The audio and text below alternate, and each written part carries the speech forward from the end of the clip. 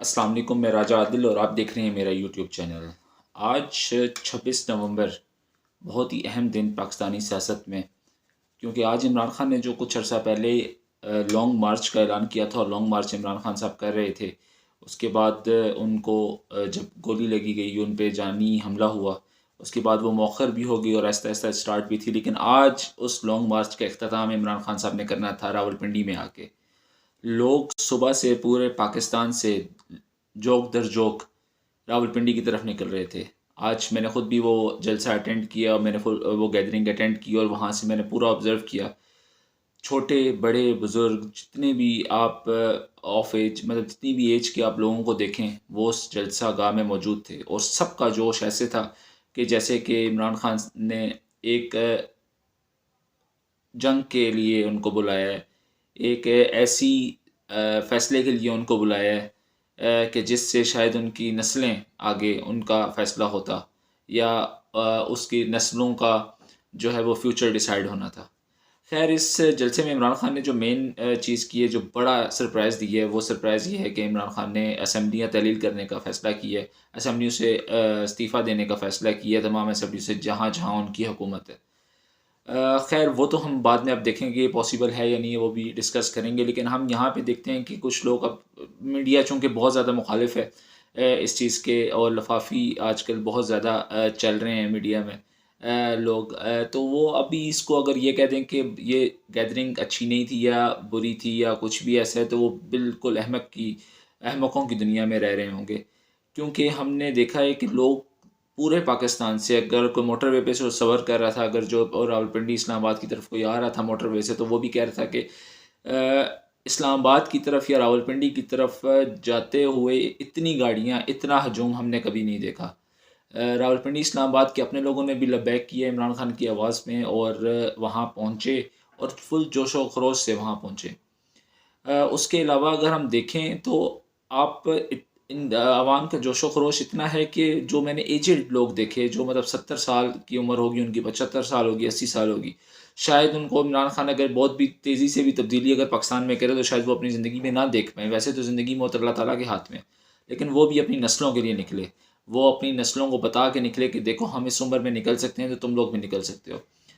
क्योंकि अब तो ये नहीं होना कि आज़ादी की तहरीक चलनी है और अलग वतन हासिल करना है। अब हमारे पास यही वतन है जो हमारे बुज़ुर्गों ने कुर्बानियाँ दे के निकल के ये वतन हमें दिया है। तो अब हमें चाहिए कि हम इस वतन को सँभालें, और इस वतन में अगर कोई माफिया स्ट्रॉन्ग हुए हैं तो उनके लिए निकलें। और एक किरण की उम्मीद है इमरान खान के नाम की, तो उसकी आवाज़ में लब्बैक करें और वहाँ निकलें। खैर, लोग यहाँ पे ऐसे देख रहे थे। उसके अलावा अब यहाँ पे देखा जाता है कि इमरान खान ने जो फ़ैसला किया, और दूसरी बात इमरान खान की ये है कि लोगों को एक फ़ख्र महसूस हो रहा था कि वो जिसको लीडर मानते हैं, जो उनका लीडर है, वो कैसे सामने आया है।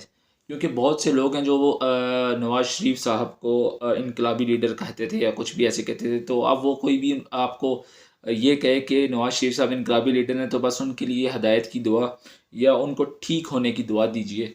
क्योंकि एक लीडर जो इनकलाबी बना फिरता था, जो जेल से भाग के 3 हफ़्ते के लिए अपनी दवाइयाँ लेने गया था और वो कितने साल हो गए नहीं आया।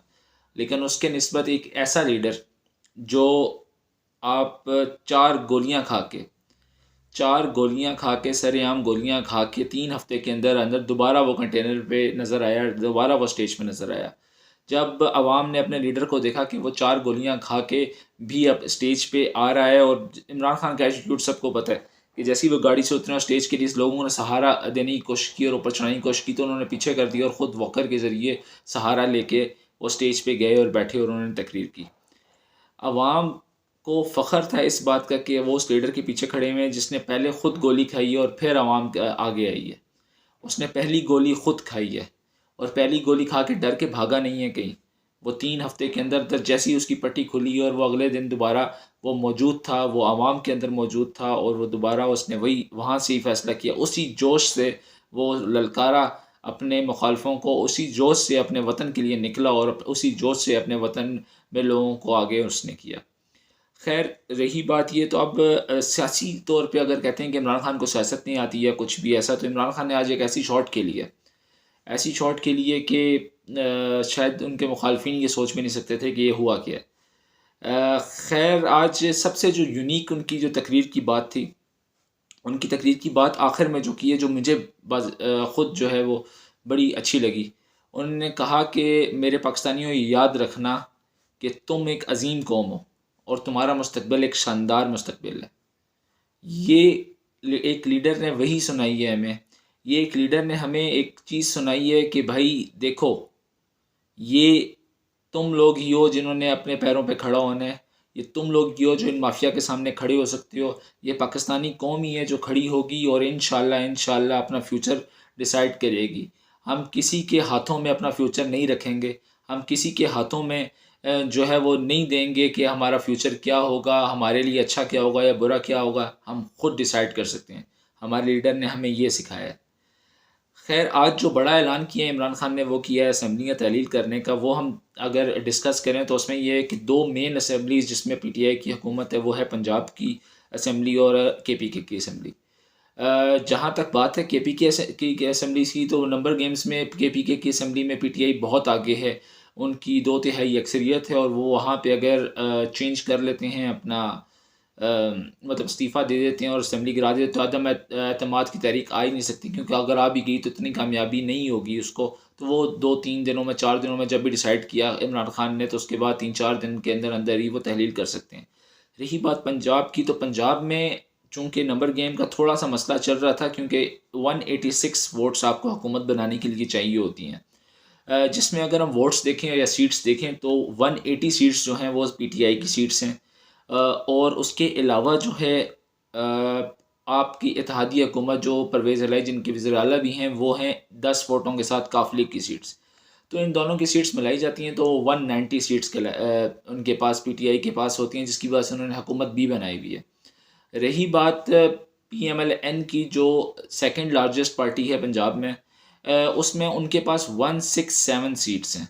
और उनके इत्तेहाद, अगर आप पीडीएम का इत्तेहाद देखें तो उसके अंदर पीपल्स पार्टी आती है, तो पीपल्स पार्टी की 7 सीट्स हैं। अगर हम वो इन दोनों की मिलाएं तो 174 सीट्स आती हैं, और 5 अगर इनके पास जो आज़ाद उम्मीदवार हैं वो आते हैं तो 179 सीट्स हो जाती हैं। उसके अलावा इनका एक और इत्तेहाद है जो आज़ाद सीट ही कहलाती है, वह तकरीबन एक सीट उसकी भी है, तो वो भी इनके साथ अगर मिल जाते हैं तो 180 सीट्स इनके पास होती हैं। अब रही बात यह है कि मेन डिसीजन जो है वो काफ लीग का है। काफ लीग अगर अपोजिशन पीडीएम के साथ बैठती है तो उनको उनके साथ मिलकर हुकूमत बना सकती है। अगर पीटीआई के साथ होती है तो पीटीआई के साथ मिलकर हुकूमत बना सकती है, या जो पीटीआई ने फैसला किया है असम्बली तहलील करने का, वो कर सकती है। रही बात अभी मोना सलाई का ट्वीट जो आया है जो इमरान खान का, उन्होंने जैसे अभी कहा है कि हमने वादे पे कायम रहेंगे, और इमरान खान ने जब भी कहा हमने असम्बली तहलील कर देनी है, तो इससे ऐसे लगता है कि काफ लीग तो परवेज़ इलाही, चौधरी परवेज़ इलाही साहब तो शायद इमरान खान साहब के साथ ही रहेंगे। इसमें यह है कि पहले तो काफ़ी मुश्किल था इमरान खान साहब के साथ रहना, क्योंकि पिछली इस्टेब्लिशमेंट जो थी वो बेसिकली इमरान खान को पसंद नहीं करती थी, ख़ास तौर पे उनकी आखिरी हुकूमत के दिनों में। और जैसे अभी परवेज़ इलाही साहब ने साथ दिया था जब ये हुकूमत बनानी थी पंजाब में, तब तो काफ़ी वाकई था कि इस्टेब्लिशमेंट मुखालिफ थी इमरान खान साहब के, तो इस वजह से वो नहीं करते थे। लेकिन ख़ैर अब तो उनको काफ़ी आसानी होगी, क्योंकि नई इस्टेब्लिशमेंट आई है, और नई इस्टेब्लिशमेंट में ऐसा लग रहा है कि वो वाकई ही न्यूट्रल, सही मानों में न्यूट्रल हैं। और अल्लाह करे कि ऐसा ही हो, और वो अपनी इन्वॉल्वमेंट इतनी शो नहीं करेंगे इस चीज़ में। तो परवेज़ इलाही साहब के पास आसानी है इमरान खान का साथ देने के लिए। और उसके अलावा जो आजकल के दिनों में जो सुप्रीम कोर्ट ने जो फ़ैसला किया, उसके मुताबिक पार्लिमानी लीडर जो हैं वो परवेज़ इलाही हैं काफ लीग के। तो अगर वो फ़ैसला कर देते हैं कि हमने पीटीआई के साथ जाना है या अदम एतमाद का हिस्सा नहीं बनना, तो अदम एतमाद के हक़ में अगर कोई भी उनका एमपीए वोट देगा, तो उसकी वोट काउंट नहीं होगी, और उसके बाद वो अपनी सीट से भी हाथ धो बैठेगा, और उसके बाद फिर इलेक्शन वो दोबारा लड़ सकते हैं। लेकिन वो एज़ अ लोटा इलेक्शन लड़ेगा, जिसका आपको पता है कि अवाम में काफ़ी असर होता है कि नहीं लड़ सकती है, अवाम उसका साथ नहीं देती। लेकिन अगर वो अगर इस्तीफ़ा हो भी जाता है और उसका इलेक्शन का अनाउंसमेंट हो जाती है, तो पीटीआई ने वैसे भी इस्तीफ़ों का ही ऐलान किया हुआ है, तो फिर एक किस्म का वो इसी साइड पे आ जाएगा। तो सारी गेम है परवेज़ इलाही साहब के हाथ में। लेकिन परवेज़ इलाही साहब के ऐसा लग रहा है कि वो अब चूँकि इतनी मुश्किल टाइम में उन्होंने पीटीआई का साथ दिया है, वो इस टाइम में भी पीटीआई का ही साथ देंगे। तो ये नंबर गेम्स थोड़ी बहुत चेंज चलेगी, शायद 1-2 दिन लगें, 4 दिन लग जाएँ, लेकिन ये है कि अदम एतमाद अगर हमज़ा शहबाज शरीफ ने लीड करके अदम एतमाद पेश किया तो वो 186 वोट्स को पूरा करना उनका लाजम हो जाएगा, लेकिन 186 वोट्स उनके लिए तकरीबन तकरीबन नामुमकिन सी बात हो जाएगी। अदम एतमाद मेरे लिहाज से शायद कामयाब ना हो। तो रही बात अब ये है कि अब दो बड़ी मेन सूबों की हुकूमतें अगर गिर गई तो इतने बड़े तादाद में जो है वो ज़िमनी इंतखाबात कराना काफ़ी नामुमकिन सी बात हो जाती है। तो तकरीबन ये रिटन ऑन द वॉल ही लिखा हुआ है कि अभी इमरान खान इंशाल्लाह उन्होंने बड़ी अच्छा ये शॉट खेली और अब पीडीएम को शायद मजबूर होना पड़े इलेक्शन अनाउंस करने के लिए।